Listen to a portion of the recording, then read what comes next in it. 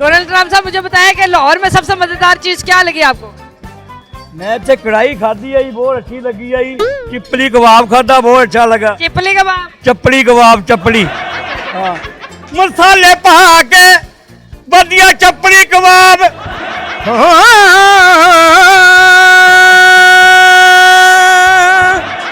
ये अदाएं कहाँ से सीखी आपने? ये मरासियों से।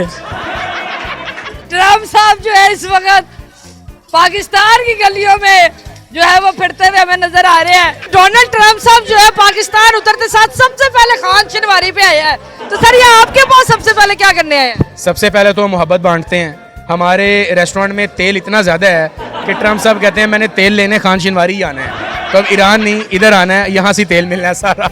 इसलिए खाली ट्रम्प नहीं जेडी वेंस भी हमारे पास आए हैं। तेल मिला आपको यहाँ से? हाँ जी तेल बहुत मिले जी, सिर चलाने वाले कितना लगा। सर